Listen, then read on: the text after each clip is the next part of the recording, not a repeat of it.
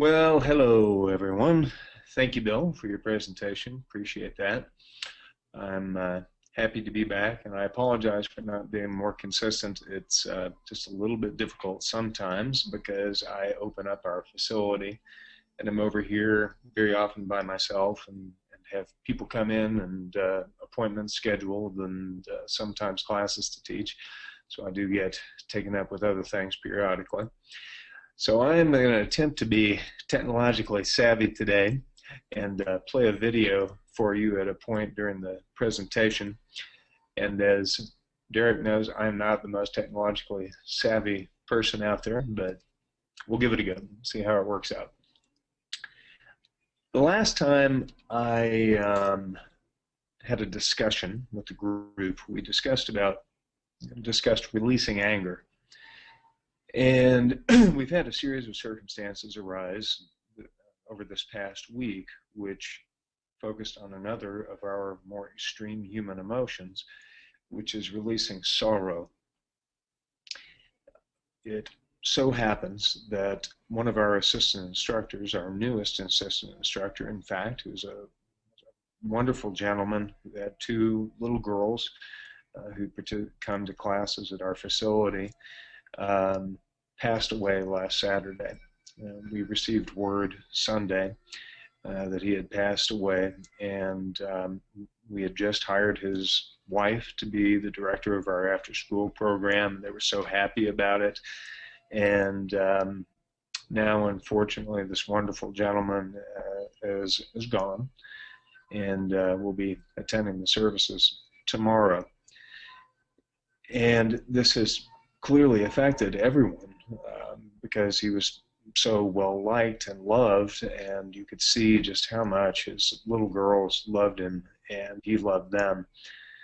So this is the attachment that Bill was referring to in his talk this morning about how this creates enormous suffering on from the lives of these children and his wife, and of course we who were on the peripheral edges of a relationship with him, but still nonetheless are going to very much miss him. So these emotional states, how in the world do we deal with them? I know that my own practice previously was to suppress these emotions, not to try to not feel anything as much as possible, just cram it down. And when we all have these sensations, these feelings of being lost, depressed, and is there a way out? Well, for some people, it proves to be too much, and they take their own lives. I've had those circumstances occur around me. In fact, my best friend growing up did that when I was a young man. And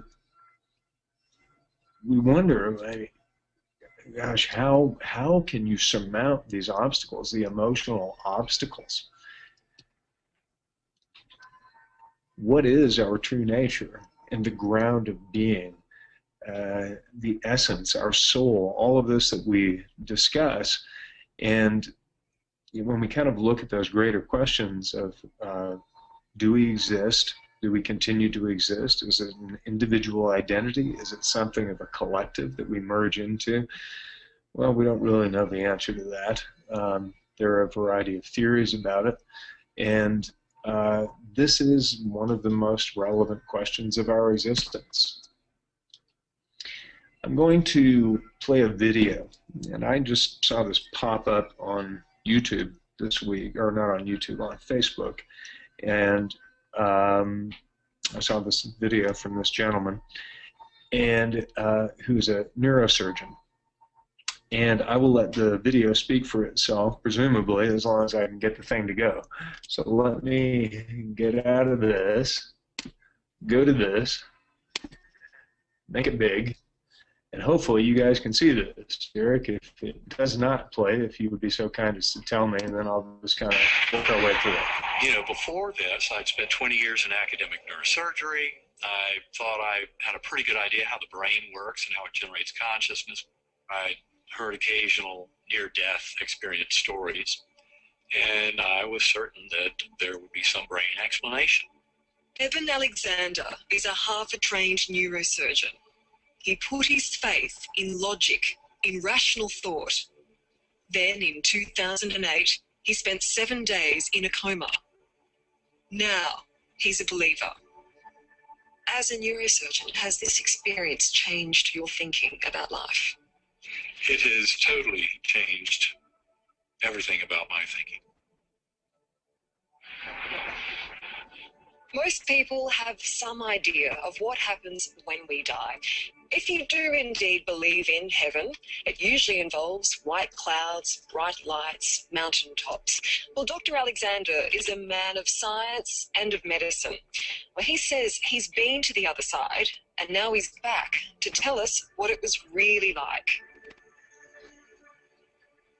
What you saw or what you felt is God. Is that your definition? Yes. Were you a man of faith before this? Before my coma, I had no belief whatsoever in a personal loving God. Adopted as a baby, Evan grew up in a conventionally Christian family. If you had asked me before my coma, how much would a patient who was extremely sick and should have died from a severe case of bacterial meningitis, how much would they remember? I would have said nothing. They would not remember a single thing. That all changed when this life-saving surgeon suddenly found himself facing his own mortality. November 10, 2008. It didn't really start off as being very good, did it? No, it was basically like being struck by a freight train. Woke up at 4:30 in the morning, had severe back pain like nothing I'd ever felt before. It was a very severe meningitis, and the CT scans showed that it coated my entire brain. There wasn't any part of my neocortex that was left unscathed. For 7 days, Dr. Alexander was in a coma. He was all but lifeless, completely unconscious. Yet he experienced a consciousness that defied all his years of medical training. Here was this beautiful melody, and this light spinning closer and closer. It opened up as a portal into this gorgeous realm that was verdant, waterfalls, colors indescribable, and millions of butterflies flying through a very ultra-real scene. And then there was a warm breeze blowing through that was like the breath of divine. In the hospital, his doctors were losing hope. My physicians were telling my wife that basically she'd be raising our sons alone. My 10-year-old son, Bond, had heard that, realized it was very bad news, came running into my room, pried my eyes open, "Daddy, you're going to be okay. Daddy, you're going to be okay. Daddy, you're going to be okay." As if he said it enough, it would make it true. So your son was calling you back. I had to come back. I had to claw my way up out of that very deep hole and somehow do whatever was necessary. He was pleading with me. On the 7th day, against all odds, Dr. Alexander awoke. By medical standards, he made a miraculously quick recovery. But nagging the doctor was how to explain what he'd felt and seen. This infinite blackness that was filled with love, and yet also filled with this light from this brilliant orb that was with me, and the divine, loving, infinitely powerful consciousness of the deity that created it all. I mean, you realize how this sounds, though. It can come across as a bit crazy. It does. Of course it does. When I was, had first gotten home from the hospital, I had mentioned some of this to my doctors. They would go, "Oh, yes, you were very sick." Was it just a fantasy before death? Was it your brain basically telling you you're about to die?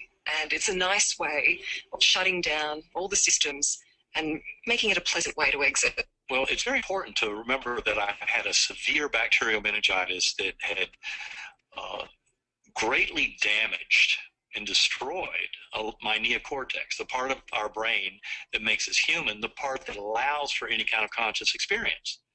So that With that amount of destruction, there was no way to have a dream, a hallucination, a fantasy, a confabulation. Those things could not occur because that part of my brain was gone. It was one vivid image seen by Dr. Alexander that finally convinced him that what he'd experienced was real. There was a beautiful girl beside me on the butterfly wing. I can remember her face so perfectly, these sparkling blue eyes and light brown hair and this loving smile, and she never said a word, but her thoughts went right into me. You are loved. You are cherished dearly forever. There's nothing to fear. I knew her face so well, but I'd never met her in my life. This is the woman Eben saw. Her name is Betsy. After Eben was adopted, his biological parents went on to have more children, including Betsy. She died in 1998. They never met, and it was only after his coma that the family sent him this photo. And it was the very same girl who had been on the butterfly wing. And her face in the picture was almost mocking me, like, do you finally get it? I saw things I couldn't understand, couldn't explain, and I figured that someday there would be a brain-based scientific explanation. Now I know there's a much easier, simpler, more straightforward explanation. That is that our soul is eternal, that our spirit lives forever.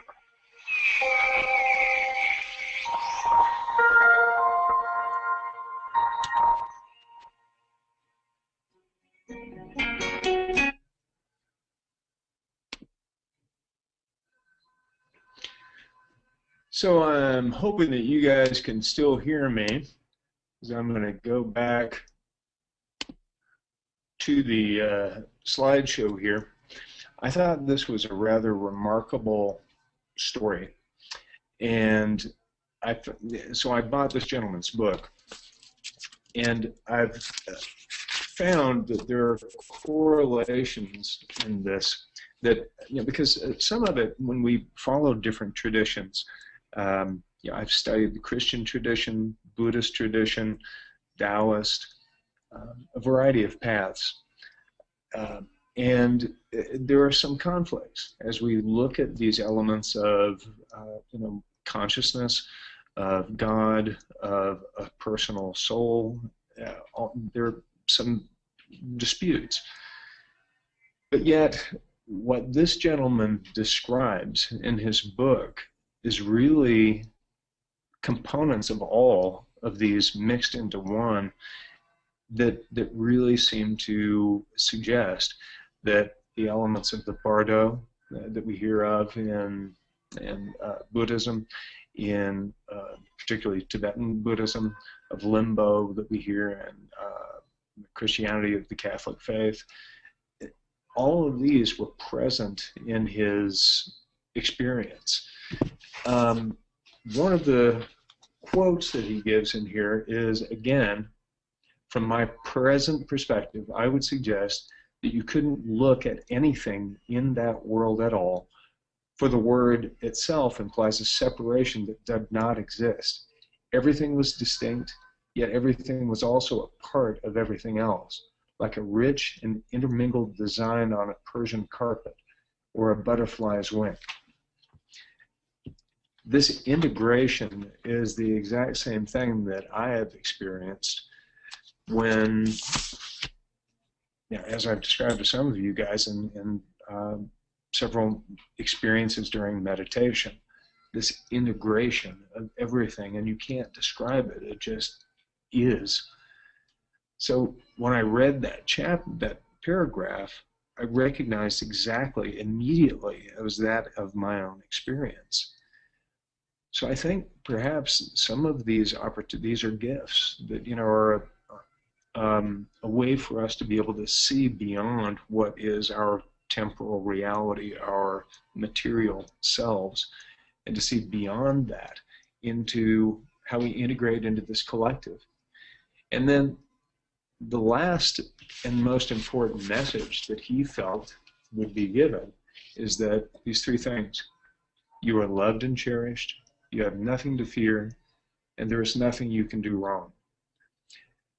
The final paragraph I'd like to read is that love is, without a doubt, the basis of everything. Not some abstract, hard-to-fathom kind of love, but the day-to-day kind that everyone knows. The kind of love that we feel when we look at our spouse and our children, or even our animals. In its purest and most powerful form, this love is not jealous or selfish, but unconditional. This is the reality of realities, the incomprehensible, glorious truth of truths that lives and breathes at the core of everything that exists or ever will exist, and no remotely accurate understanding of who and what we are can be achieved by anyone who does not know it and embody it in all of their actions. The essence of all of it is love, and we see this across denominational divides. And this is the essence that brings us closer to ourselves and helps us to evolve as human beings in this plane of existence. Dr. Alexander says that our brains serve as essentially a filtration system. It allows us to focus on the here and now so that we can make the choice with our free will to move closer to those components of that experience of love. And this helps our soul, our essence, whatever that may be, to evolve on this journey. And I finish with this slide, which is peace. This is what we are all searching for, all looking for. And I think if we're able to really, in meditation and in our day-to-day actions, move forward with that one simple intent, that we're able to achieve the state of being, the state of mind, because that's ultimately the core of all existence.